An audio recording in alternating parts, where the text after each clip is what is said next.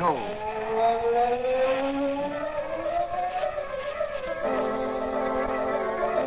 Sweeping down upon the underworld to smash gangland comes the mysterious, all-powerful character who is a problem to the police, but a crusader for law. In reality, Dan Garrett, a rookie patrolman, loved by everyone, but suspected by none of being the Blue Beetle. As the Blue Beetle, he hides behind a strange mask and a suit of impenetrable blue chain armor, flexible as silk, but stronger than steel.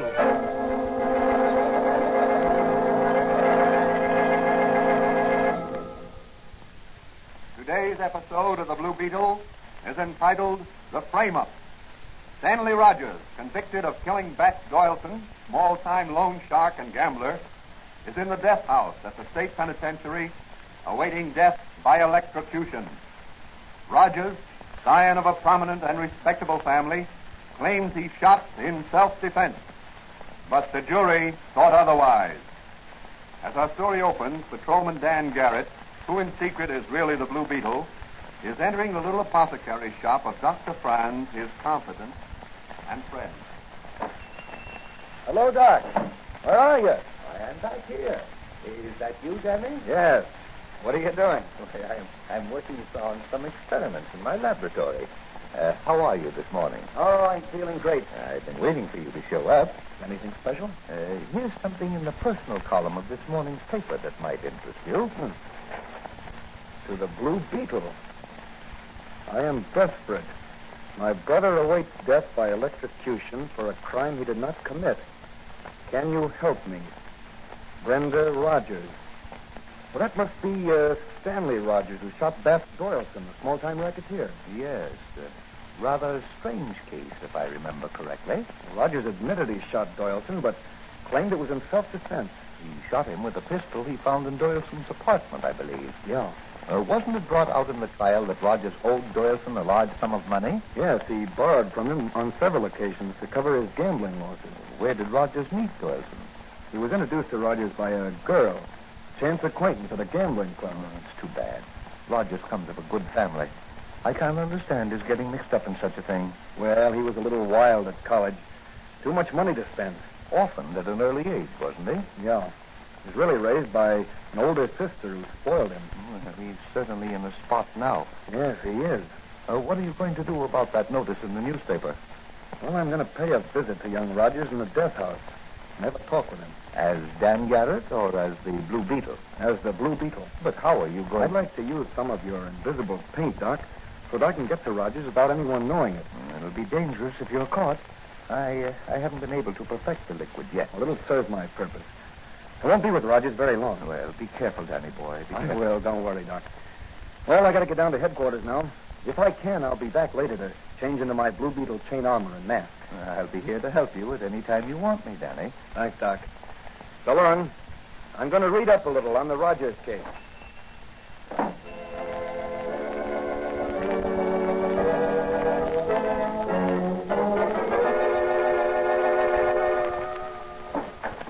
Hey, Mannigan, get your feet off that table and stand at attention when your superior officer enters the room.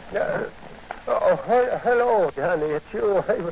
I was just getting a little shut-eye. The night's the time for sleeping. Yeah, I know, but I've been on extra duty lately, and You have to catch up when you sleep at headquarters. yeah, that's it. And besides, I was waiting for you. I want to ask you a few questions, Mike. Well, fire away, me boy. If it's about crime and criminals, Officer Mike Mannigan is a regular encyclopedia. Encyclopedia? Yeah, that's it. What do you know about Bat Doyleson? Oh, him. Huh. He was a small-time loan shark before the Rogers boy bumped him off. Do you think Rogers' killing of Doyleson was premeditated? No, I don't. Neither do I. This Doyleson guy was a bad egg. Now, where could I find out more about him? Well, maybe Charlie Storm of the Sun could help you out. Oh, that's a good idea. I'll give him a ring. Say, Dan, why are you so interested in this Rogers case? Huh? Oh, I'm interested in the loan shark racket, and I want to find out all I can about those connected with it. Hello, son? Give me Charlie Storm, please. Well, maybe the commissioner would assign us both to it if we asked him. Later, perhaps, Mike. At present, Oh, hello, Charlie. This is Dan Garrett. Say, what do you know about Bat Doyleson? Yeah? Yeah, Maroney? Top man, huh? Really? That high? Say, that's very interesting, Charlie. I think I'll get busy and really dig into this loan shark business.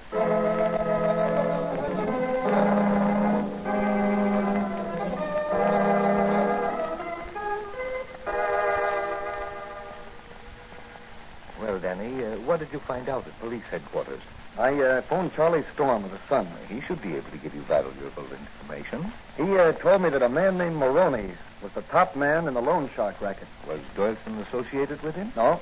Doyleson's racket was to hang around the gambling halls and racetracks by means of attractive girls in his employ who strike up casual acquaintances with heavy bettors, get himself introduced to a loser as a wealthy playboy whom one might touch for a loan. I see. But you say he wasn't working with Maroney. No. In fact, he was planning to set up a rival loan business, working among the poorer class of unfortunate people who really need money. But that's a legitimate business. Not the way these loan sharks run it. Well, how do you mean? Well, let's say a man borrows $100. Yes? He also has to take out life insurance for the same people to assure the loan being paid back in case he dies. These costs and interest on the loan are pyramided so that in some cases the borrower has paid over 5 and 6 times the amount of the original loan. And he still owes the principal. Why, that's crooked business. Of course it is. And that's the racket the Blue Beetle is going to smash. Where is the Blue Beetle going to light first? In the cell of Stanley Rogers at the state penitentiary. Have you the liquid of invisibility, Danny? Yeah, right here, Doc. I'm going to use it. So long, Doc. The Blue Beetle's going to fly right into jail.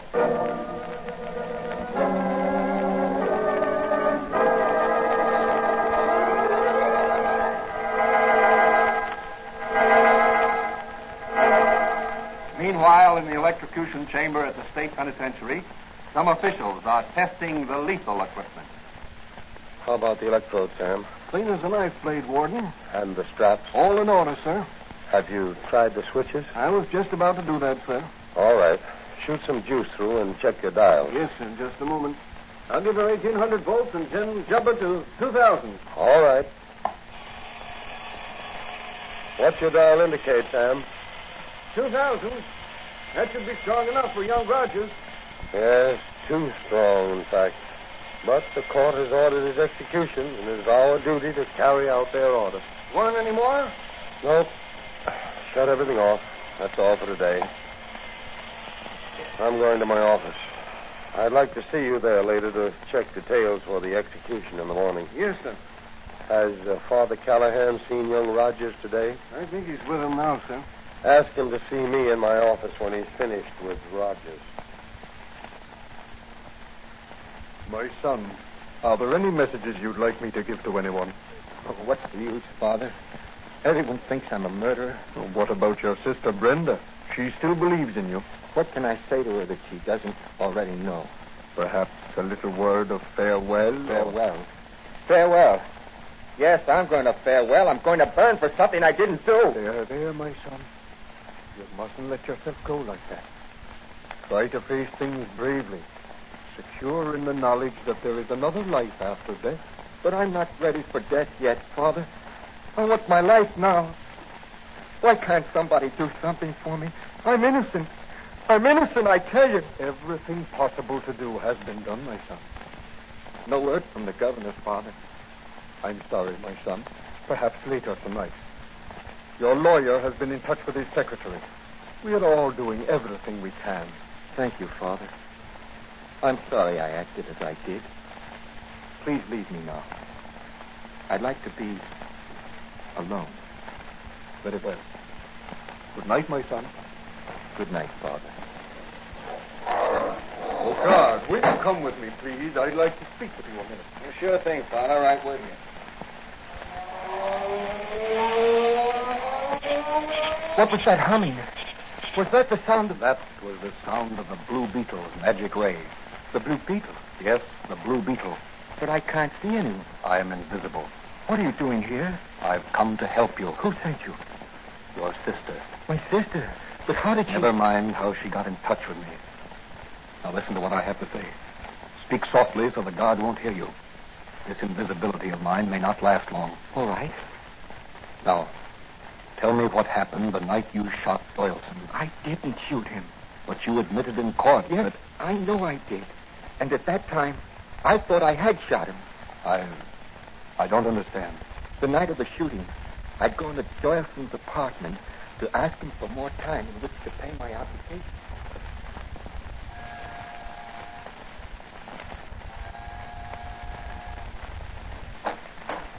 Oh, hello, Rogers.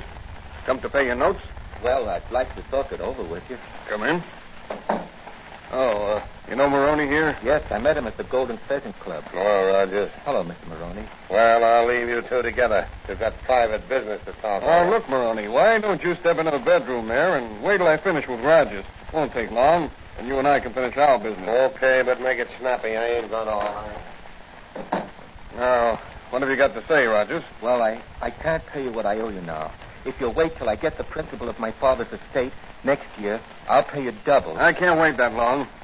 When I lend money, I got to get it back to lend to somebody else.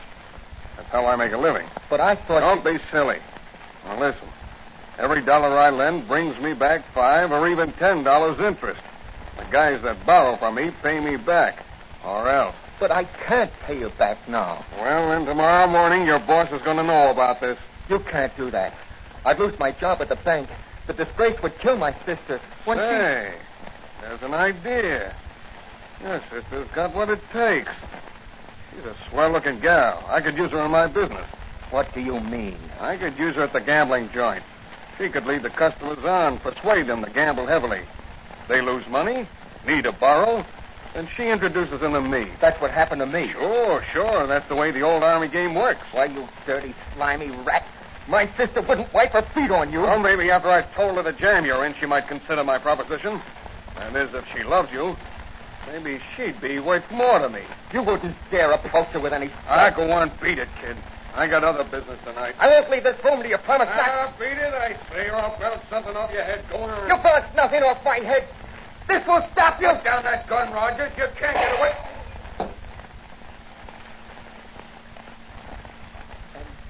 And that's just the way it happened. Then you did shoot Doyleson, Rogers. I thought I did at the time, Blue Beetle. In the excitement, I imagined I pulled the trigger. But since then, as I think back, I know I didn't pull the trigger of that gun. Did you take the gun to Doyleson's place with you? No. I saw it lying on the table near where I was standing in Doyleson's apartment. But a bullet was fired from that gun. Maroney testified. Wait a minute. Maroney. Say, that gives me an idea. You think you can save me from... I don't want to die. I didn't shoot Doyleson. I didn't. Take it easy, Rogers. Look, call the guard and ask him to get the warden here in a hurry. Tell him you want to make a statement. But what good will that... When the guard unlocks the cell door to let the warden in, I'll slip out. All right, I'll do it. Oh, God! God! I want to see the warden. Oh, warden! Oh, warden!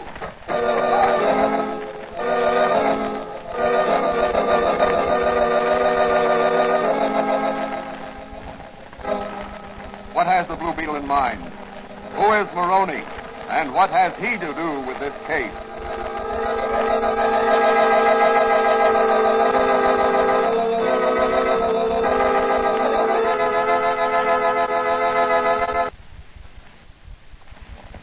A little later, Dan Garrett is sitting in Dr. Franz's laboratory in the rear of the little apothecary shop. But, Danny, what makes you think Maroney shot Doyleson? I don't know. Just a hunch, I guess. But apparently only one shot was fired.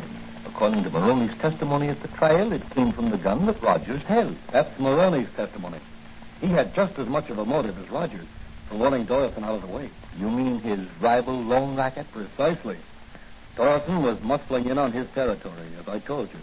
And Maroney was there that night to threaten Doyleson, I'm sure of it. But Rogers admitted on the stand that he pointed the gun at Doyleson, fired it, and Doyleson dropped with a bullet through the heart. But did the bullet that killed Doyleson come from the gun held by Rogers?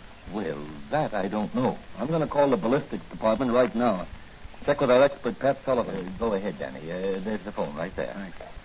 And another thing. Rogers must have been an expert marksman to have shot Doyleson through the heart. The distance was about 20 feet, wasn't it? According to testimony. Hello? Hello, police department. This is Patrolman Dan Garrett. Say, give me ballistics. Hello, Sullivan? This is Garrett. Do you remember the Rogers Doyleson case? Well, tell me something. Was any examination made of the bullet extracted from Doyleson's body to establish the fact that it was shot from a murder gun? Is that so? Yes, I understand. Say, could you get hold of the gun and the bullet and check them? Oh, thanks a lot. Goodbye. What did he have to say? The bullet was never checked against the gun. Well, that's strange. Yes, it is. But Sullivan's going to check them now, isn't he? Yes, and the Blue Beetle is going to check on Mr. Maroney. Anything special you'd like to take with you? Yes, Doc. What about the midget portable television set you were working on? Well, it isn't ready yet. Oh, well, how about the midget portable sound recording device? Oh, that's ready. I'll get it for you. Thanks, Doc.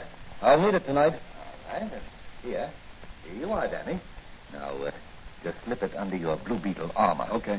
And where will the Blue Beetle fly tonight? To call upon Mr. Maroney first, and then upon the governor of the state.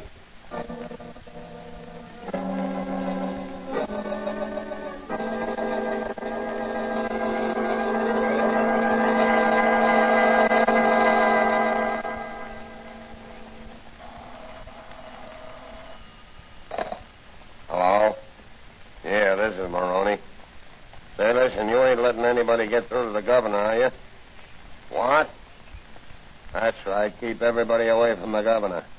You know what'll happen to you if someone gets to him with a plea for a stay of execution? Well, see that you keep on the job. You're the governor's private secretary. Should be easy. Okay. But remember, if Rogers don't burn, it'll be just too bad for you. Goodbye. The Blue Beetle. Yes, the Blue Beetle. Well, what do you want, masquerader? The murderer of Babs Doyleson. Oh, yeah? Well, you got the wrong address. You want the state penitentiary. You shot Doyleson, Maroney. Yeah? How are you going to prove it? With the bullet that killed Doyleson. And your gun there. Think so? Well, I'll just give you a taste of this gun like I gave Doyleson. Emptied your gun, Maroney, just as I thought you would. Why, you... Your bullets can't injure the Blue Beetle. Give me that gun. Come and take it, wise guy. That'll be easy. And I'll take your confession just as I recorded it. On the device under my Blue Beetle armor. Back on your heels, murderer. Back on your back. That'll keep you quiet for a while. I'll just tie you up and take this gun. The cops are already on their way over here. There's a hot seat waiting for you, Maroney.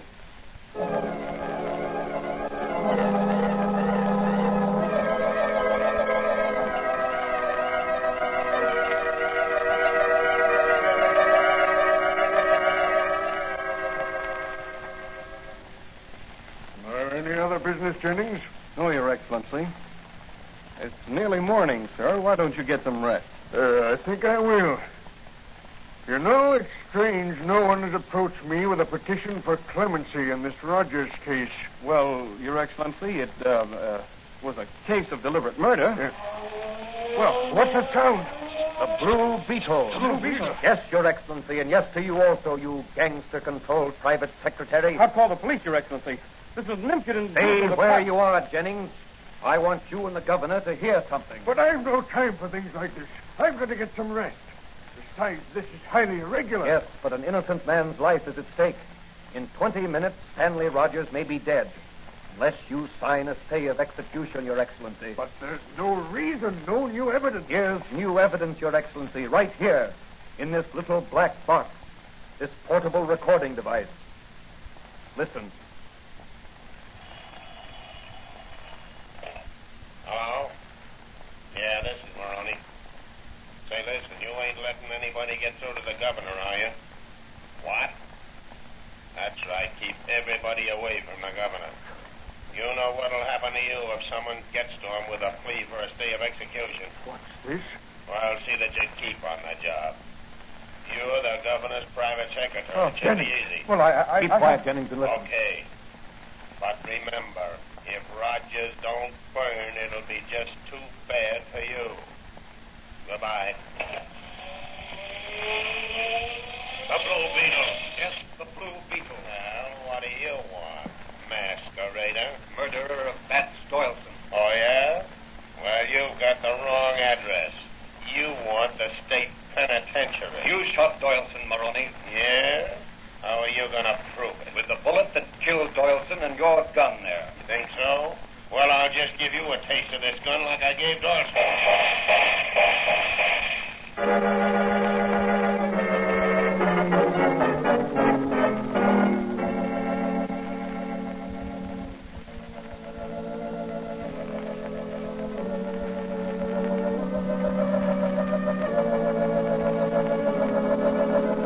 The Lord is my shepherd. I shall not want. He maketh me to lie down in green pasture.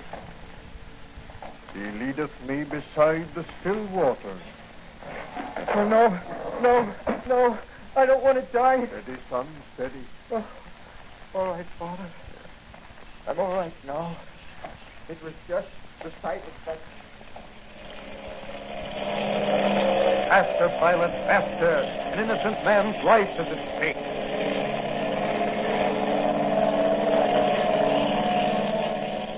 He leadeth me in the paths of righteousness for his name's sake.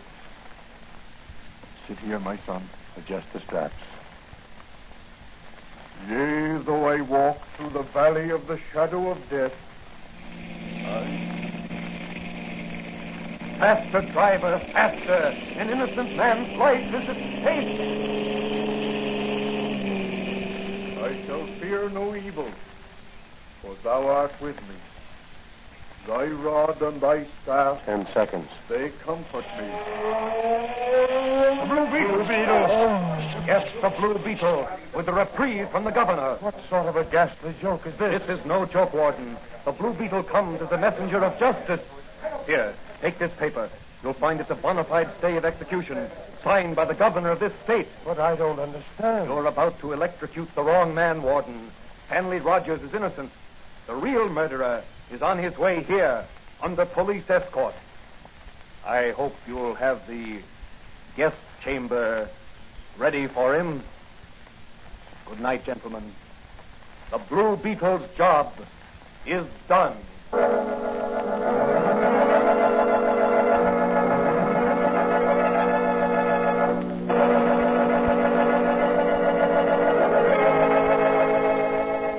Just in the nick of time, the Blue Beetle saved an innocent man from death in the electric chair. Only 10 seconds between death and life for a foolish lad who liked to gamble. Later in Dr. Franz's little apothecary shop, Patrolman Dan Garrett is discussing certain features of the case with Dr. Franz. What did Pat Sullivan, the ballistic expert, find when he checked the murder bullet? That the murder bullet was fired from the gun I took from Maroney. But that still doesn't account for the fact that the gun Rogers thought he fired at Doyleson showed that a bullet had been fired from one chamber. Well, I hopped over to Doyleson's apartment before I came here. There's a bullet embedded in the woodwork behind the piano.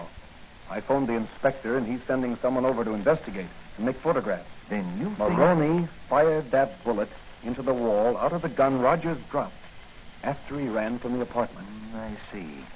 Maroney must have shot Doyleson with his gun from the door of the bedroom as Rogers was pointing his gun at Doyleson. That's correct. And in the emotional stress of the moment, Rogers believed he himself actually fired the shot. Yes, Maroney realized that and framed Rogers. Oh, shameful, shameful. And to think that the governor's secretary was involved in this. Well, he was in fear of his life. He didn't dare cross up Maroney. Well, Danny, you've done a fine night's work. You'd better get some rest. Yes, Doc. I can use it. Well, so long. I'll see you later. Dan Garrett is going to put the Blue Beetle to bed.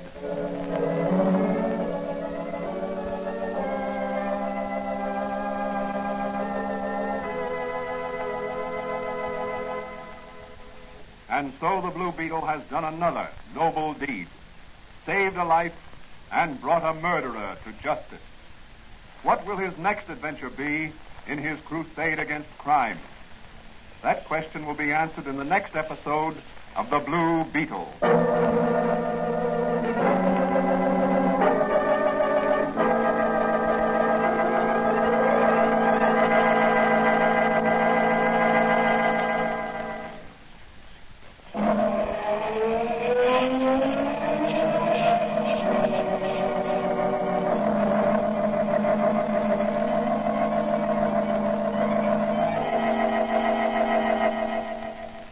Beetle is a copyrighted Fox feature appearing in Mystery Men Comics magazine on sale at your newsstand.